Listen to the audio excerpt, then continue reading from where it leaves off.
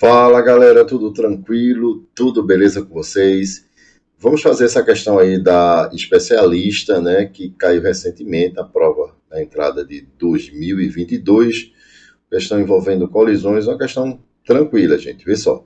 A questão diz assim, ó, sobre uma superfície horizontal perfeitamente lisa, sem atrito, é colocada uma esfera A em repouso, exatamente no centro dos eixos X e Y.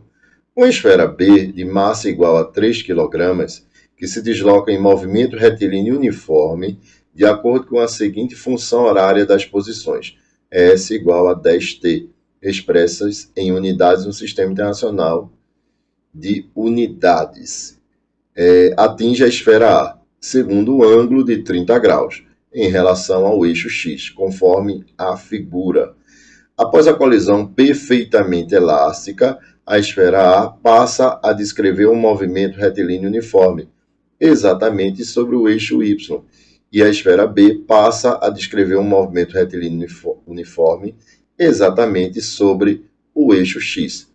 Considerando que não há forças externas atuando sobre o sistema, esfera A e esfera B, qual o valor da velocidade em metros por segundo e da quantidade de movimento em quilogramas vezes metros por segundo da esfera B após a colisão? Tranquilo. Antes da gente fazer essa questão aí, gente, vamos preparar ela, né? Veja só. Ele deu aqui a velocidade da esfera B em função aqui, ó, dessa equação horária aqui, ó. A gente vai ter que encontrar essa velocidade nessa função horária aqui, ó, que ele deu. Essa função horária aqui é a função horária do movimento uniforme, né? Então a gente tem o seguinte, ó, S da bolinha B, viu? S de B é igual a S0 mais a velocidade da bolinha B vezes o tempo, certo? Ele deu essa equação aqui, ó, S, no caso S de B, é igual a 10 que multiplica T. Então você percebe logo que quem está junto do T aqui é VB, quem está junto do T aqui é o 10. Então a velocidade da bolinha B antes da colisão era de 10 metros por segundo. Tranquilo? Beleza? E aí a gente vai fazer o seguinte, veja, eu vou ter que adotar aqui um eixo, para a gente ver, já que não há forças externas atuando sobre essas partículas, só forças internas, eu vou determinar o seguinte, eu vou determinar um eixo aí para a gente analisar a quantidade de movimento antes e depois, né? Então, como só existe forças internas, né, a gente tem conservação da quantidade de movimento. Então, o que é interessante para a gente é determinar essa componente da velocidade no eixo X. Eu vou adotar um eixo aqui. Então, eu tenho o seguinte aqui, ó. Eu vou adotar aqui, ó, essa velocidade que eu vou chamar de VBX, certo? E essa velocidade aqui é da bolinha B antes da colisão. Então, tu percebe aqui que eu tenho um triângulo retângulo, um ângulo de 90 graus, um ângulo de 30 graus, e vou aplicar aqui o cosseno para achar esse VBX. Então, aqui, ó, cosseno de 30 graus é o cateto adjacente, que é VBX, sobre a hipotenusa, que é VB. O cosseno de 30 é raiz de 3 sobre 2. O VBX, vamos determinar. E o VB, 10.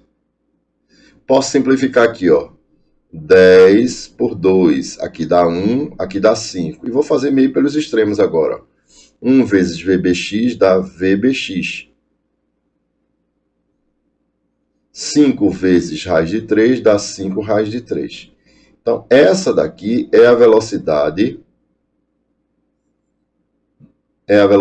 de VBX antes da colisão. Então, aqui eu tenho, ó, antes. Está ocorrendo isso aqui, ó, antes. certo? Está ocorrendo isso aqui. A velocidade no eixo x é vbx. Após a colisão, né, depois da colisão aqui, ó, depois da colisão, a gente vai ter a bolinha B no eixo x com essa velocidade aqui, ó, com essa velocidade aqui.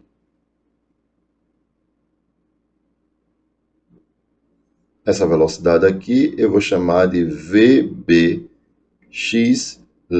certo? E aí, gente, veja só, essa velocidade vbx' vai ser igual a vbx, certo? Então, vamos fazer aqui, ó, só para demonstrar para vocês que realmente essa velocidade não vai mudar. Vamos fazer aqui, ó, conservação da quantidade de movimento aqui, ó, no eixo x, certo? Então, ó, no eixo x. No eixo x, a gente tem o seguinte, ó, quantidade de movimento antes, ó, quantidade de movimento antes é igual à quantidade de movimento depois. No eixo x, certo? No eixo x, quem é que estava em movimento antes? A bolinha B tinha aquela velocidade vbx, né? Então, a quantidade de movimento antes vai ser a massa da bolinha B vezes a velocidade da bolinha B. Então, vbx. Quantidade de movimento depois, a bolinha B continua, né? A massa dela, massa de B, vezes a velocidade no eixo x após a colisão, ou seja, vbx'. Veja que vai dar igual aqui, ó, gente, ó.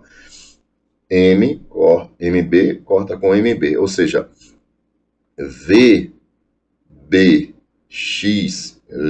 é igual a VBX. E VBX vale 5 raios de 3. Então, a gente já determina a velocidade aqui, ó.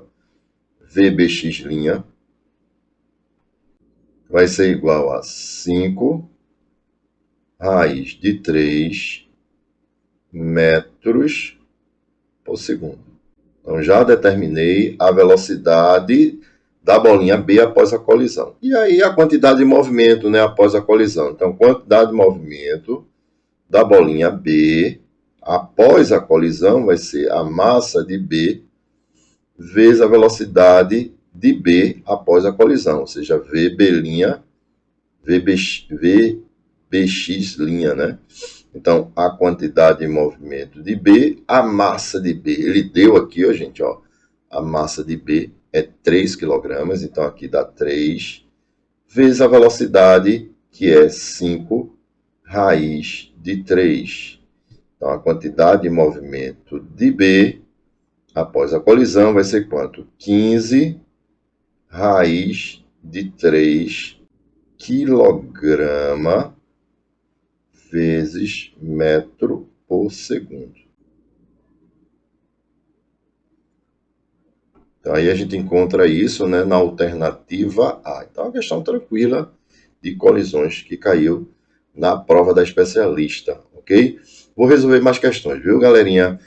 Vou ficando por aqui, se inscreve aí no canal, dá um like, indica para os seus amigos para o canal crescer cada vez mais. Beleza? Um abraço, valeu, tchau, tchau, fui.